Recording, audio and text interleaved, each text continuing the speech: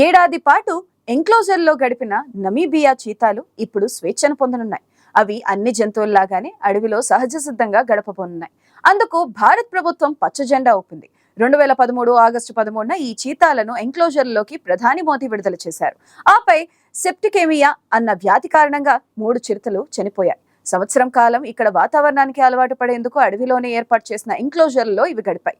2 విడతలుగా 20 చీతాలు మధ్యప్రదేశ్లోని Kuno national park చేరుకున్నాయి. ఆఫ్రికాలోని 2 ప్రాంతాల నుంచి సేకరించిన వీటిని ప్రత్యేక విమానంలో తరలించారు. ప్రపంచంలోనే మొదటిసారిగా ఇంటర్ కాంటినెంటల్ ట్రాన్స్లొకేషన్ విధానంలో వీటిని కునో నేషనల్ పార్క్ లో ఉంచారు. రానున్న అక్టోబర్ నెలలో మధ్యప్రదేశ్ రాష్ట్రంలో వర్షాకాలం పూర్తవుతుంది. ఆ తర్వాత వచ్చే చలికాలం ఈ చిరుతలకు అనువుగా ఉంటుందని భావిస్తున్నారు.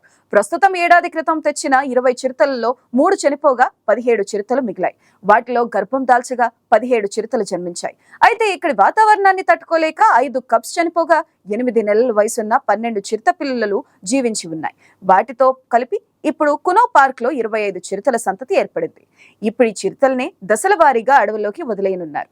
ఈ మొత్తం చిరుతలు పూర్తి ఆరోగ్యంగా ఉన్నాయని అధికారులు చెబుతున్నారు. వీటికి దుప్పులను వేటాడి ఆహారం సంపాదించుకునే శక్తి ఉందని, ఇక్కడ వాతావరణానికి అడవుల పరిస్థితికి అలవాటు పడినట్టుగా గుర్తించారు. భారత్ తలపెట్టిన ఈ చీతా ప్రాజెక్ట్ సక్సెస్ అని అధికారులు చెబుతున్నారు. ఇప్పుడు 25 చిరుతల్లో ఇక్కడ జన్మించిన వాటిని ముందు అడవిలో ప్రవేశపెట్టనున్నారు. నమీబియా నుంచి వచ్చిన వాటిని మరికొన్నాళ్ల పాటు ఎంక్లోజర్లోనే ఉంచాలని ఆలోచిస్తున్నారు. ఎందుకంటే వాటిలో ఆఫ్రికాకు సంబంధించిన DNA ఉంటుంది. ఎంతైనా ఆఫ్రికా వాతావరణంలో పెరిగాయి కాబట్టి ఎప్పటికైనా మధ్యప్రదేశ్ అడవులకు అలవాటు పడతాయా అన్న అనుమానాలున్నాయి. ముందు వాటిని అడవిలోకి వదిలిపెట్టిన తర్వాత కొంతకాలం పాటు పరిశీలించనున్నారు. ఆ తర్వాతే దశల వారీగా మిగిలినవి స్వేచ్ఛ పొందనున్నాయి. పిల్ల చిరుతల మెళ్లకు ప్రత్యేక కాలర్స్ బిగించనున్నారు. తద్వారా వాటి లొకేషన్ గుర్తించడానికి వీలుంటుంది. అవి ఎలా పెరుగుతాయి అన్నది తెలుస్తుంది. అయితే ఈ ఆఫ్రికా చీతాలను ఇదివరకే ఇక్కడ ఉంటున్న చిరుత జాతికి చెందిన జంతువులు అంగీకరిస్తాయా అన్నది కూడా తేలాల్సి ఉంది. స్థానికంగా జంతువులను వేధించే సెప్టికేమియా వ్యాధికి సంబంధించిన టీకాలు ఇప్పటికే వాటికి వేయడం జరిగింది. ఒకసారి వీటిని వదిలేశాక ఈ ఆఫ్రికా ఖండానికి చెందిన జంతువులు 3వ తరం అభివృద్ధి జరగనుంది. ఇప్పటి వరకు వీటిని కునో నేషనల్ పార్క్ కు చెందిన 15 మంది డెడికేటెడ్ సంరక్షిస్తున్నారు. ఫారెస్ట్ వాచర్, ఫారెస్ట్ గార్డ్, పరిశోధకులు టీమ్ గా ఏర్పడి పాల్పూర్ కంట్రోల్ రూమ్ నుంచి ప్రాజెక్టు చీతా పనులను నిర్వహిస్తున్నారు. ఒకసారి వాటిని స్వేచ్ఛగా వదిలేయడం ద్వారా అవి సహజ సిద్ధంగా అడవిలో పెరగనున్నాయి. క్రమంగా అవి విస్తరించి మన దేశంలోనూ చిరుతలు కనిపించబోతున్నాయి. పరిస్థితులు అనుకూలిస్తే వాటి సంతతి మన దేశంలోనూ బాగా పెరగనుంది. ప్రపంచంలోనే అత్యంత వేగంగా దూసుకువెళ్లే జంతువులుగా పేరుగాంచిన చీతాలు భారత్ లో అంతరించిపోయి దాదాపు 7 దశాబ్దాలు గడుస్తున్నాయి. వాటి సంతతిని అభివృద్ధి చేసేందుకే భారత ప్రధాని మోదీ విజ్ఞప్తి మేరకు ఆఫ్రికా దేశం మనకు చీతాలను బహుకరించింది. మొత్తంగా 50 చిరుతలను ఇలా తీసుకువచ్చేందుకు నమీబియాతో ఒప్పందం కుదిరించింది. నిజానికి ఆ నిర్ణయం కొన్నేళ్ల కిందనే జరిగింది. అనేక కారణాలతో చీతా ప్రాజెక్ట్ చాలా ఆలస్యమైంది. ఒక పెద్ద మాంసాహార జంతువును ఒక ఖండం నుంచి మరో ఖండానికి తరలించి అడవిలో వదిలిపెట్టడం అన్నది ప్రపంచంలోనే ఇదే తొలిసారి అని చెప్పుకోవచ్చు. ప్రపంచంలో ఉన్న 7,000 చీతాల్లో 1/3 వంతు నమీబియాలోనే ఉన్నాయి. నమీబియా కాకుండా దక్షిణాఫ్రికా, బోత్స్వానా దేశాల్లోనూ చీతాలు ఉన్నాయి. దక్షిణాఫ్రికాలో అనేక ప్రాంతాల్లో చీతాలు కనిపిస్తాయి. ప్రభుత్వ సంరక్షణలో లేని అటవీ ప్రాంతాల్లోనూ కొన్ని చీతాలు ఉన్నాయి. అయితే వీటి సంఖ్య క్రమంగా తగ్గుతుంది. మరోవైపు పెద్ద పెద్ద నేషనల్ పార్కుల్లో వీటి సంఖ్య స్థిరంగా ఉంది. మరికొన్ని చీతాలు చిన్న చిన్న సంరక్షణ కేంద్రాల్లోనూ కనిపిస్తాయి. అయితే వీటిలో చాలా వరకు ప్రైవేట్ వ్యక్తుల చేతుల్లో ఉన్నాయి. భారత్ కు తీసుకువచ్చిన చీతాల్లో చాలా వరకు ప్రభుత్వ సంరక్షణ కేంద్రాల్లో గడపనున్నవి ఉన్నాయి. ఏడాది కాలంగా వీటిని మన అధికారులు చాలా జాగ్రత్తగా చూసుకున్నారు. సాధారణంగా చీతాలు 3 రోజులకు ఒకేసారి దాదాపు 15 కేజీల మాంసం తింటాయి. దక్షిణాఫ్రికాలో వీటికి ఎక్కువగా అడవి పందులను ఆహారంగా పెడతారు. అయితే ఒక మోస్తరు పరిమాణంలో ఉండే జింకలను కూడా అవి ఇష్టంగా తింటాయి. మరి వాటికి అంతటి ఆహారం కునో నేషనల్ పార్క్ అడవుల్లో ఉందా అంటే అవుననే అంటున్నారు అధికారులు.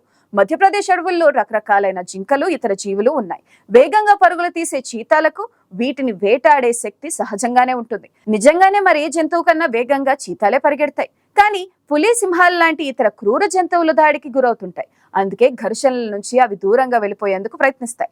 ప్రస్తుతం ఎంక్లోజర్ లో పెరిగిన చీతాలు, సింహాలు, లెపర్డ్లు, హైనాలు అడవి కుక్కల మధ్య జీవించినవిగానే ఉంటాయి. కునోలో మాత్రం వాటికి మొదటగా పెద్ద పెద్ద ఎలుగుబంట్లు, తోడేళ్లు, హైనాలు ఎదురుపడొచ్చు. మరోవైపు వాటికి ఇక్కడ భిన్న రకాల జింకలు కూడా ఆహారంగా దొరుకుతాయి.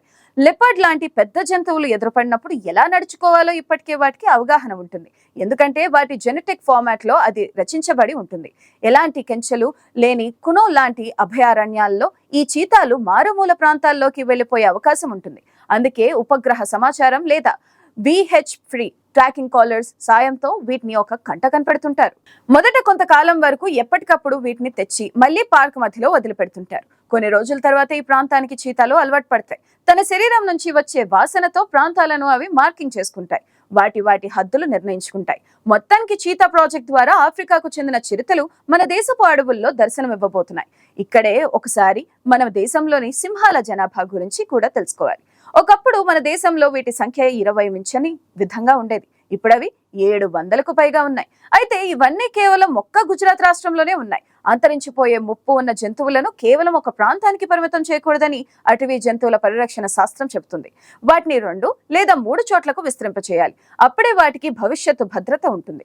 ఏదైనా వైరస్ లాంటిది వ్యాపించినా లేదా అడవుల్లో కార్చిచ్చులు రగులుకున్నా, తుఫాన్లు వచ్చినా అన్నీ ఒకే చోట ఉండటం వల్ల ఒక్కసారిగా అవి మరణించే అవకాశం ఉంటుంది. అది వాటి ఉనికికే ప్రమాదకరంగా మారుతుంది. ఇప్పుడు చీతాలను కూడా కేవలం మధ్యప్రదేశ్కే పరిమితం చేస్తే అక్కడ వాటి ఉనికి పెరగవచ్చు, సంతతి అభివృద్ధి చెందవచ్చు. కానీ గుజరాత్ సింహాలు ఎదుర్కొంటున్న సమస్యనే అవి కూడా ఎదుర్కొనే అవకాశం ఉంటుంది. అందుకే మరో రాష్ట్రంలోనూ వాటిని వదలాలని సూచిస్తున్నారు. గతంలో ఒకసారి ఆఫ్రికాలో 3000 సింహాలు ఉండేవి. కానీ 1994లో వచ్చిన కెనైన్ డిస్టెంపర్ అనే వైరస్ కారణంగా కేవలం 2-3 వారాల్లోనే 1000 సింహాలు చనిపోయాయి. గుజరాత్ లో అలా జరగదని గ్యారంటీ ఏమి లేదు. అలాగే కునో నేషనల్ పార్క్ లో చీతాలకు కూడా అలాంటి ప్రమాదం రాదని గ్యారంటీ లేదని అంటున్నారు నిపుణులు. అందుకే వాటిని కూడా దేశంలోని ఇతర ప్రాంతాలకు తరలించాలని గతంలో సుప్రీంకోర్టు కూడా ఆదేశించింది.